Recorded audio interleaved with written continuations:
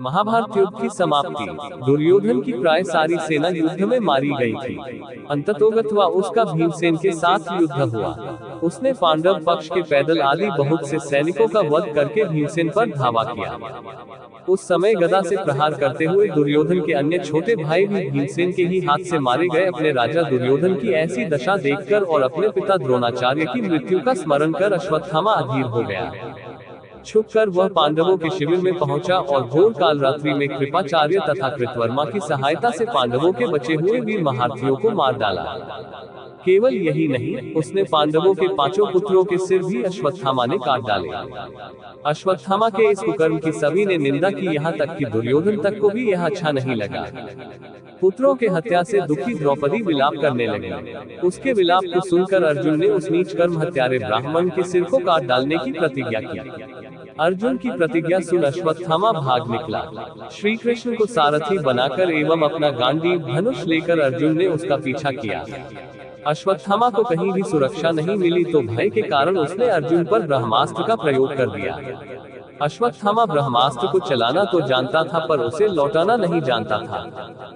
उस अति प्रचंड तेजों में अग्नि को अपनी ओर आता देख अर्जुन ने श्री कृष्ण से विनती की, हे जनार्दन, आप ही इस त्रिगुणमय सृष्टि को रचने वाले परमेश्वर हैं। सृष्टि के आदि और अंत में आप ही शेष रहते हैं।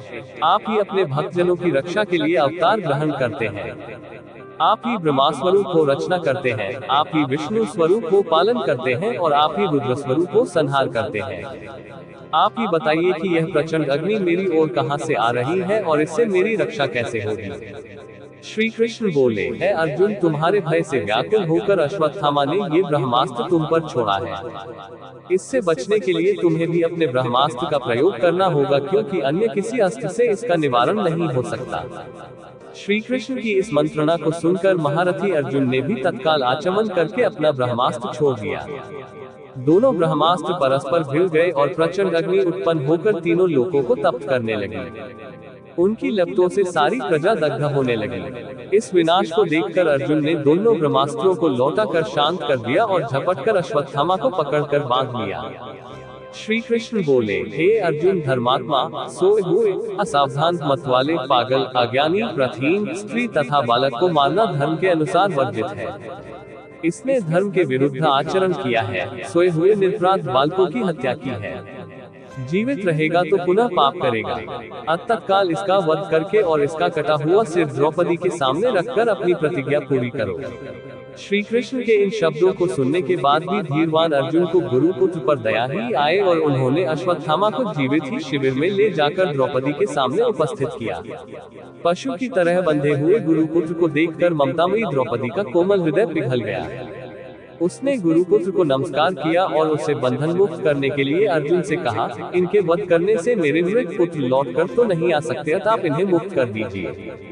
द्रौपदी के इन न्याय तथा धर्मयुक्त वचनों को सुनकर सभी ने उसकी प्रशंसा की, किंतु भीम का क्रोध शांत नहीं हुआ।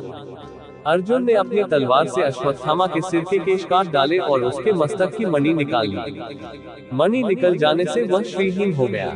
श्रीहीन तो वह उसी क्षण हो गया था जब उसने बालकों की हत्या की थी, किंतु केश मुड़ जाने और मणि निकल जाने से वह और भी श्रीहीन हो गया और उसका सिर झुक गया।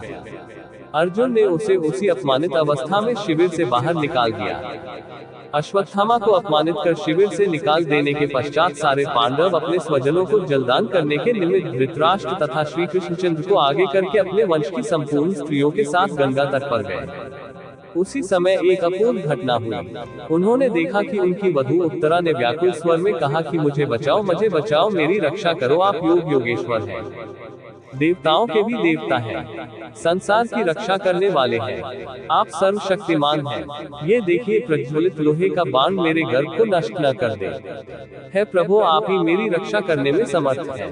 ऐसे कातर वचन सुनकर श्री कृष्ण तुरंत रथ से कूद पड़े और बोले कि अश्वत्थामा ने पांडव वंश को नष्ट करने के लिए फिर से ब्रह्मास्त्र का प्रयोग किया है, जिससे उत्तरा का गर्भ अत्यंत जलने लगा, परंतु श्री कृष्ण ने अपने तप से शिशु को पुनर्जीवित कर दिया।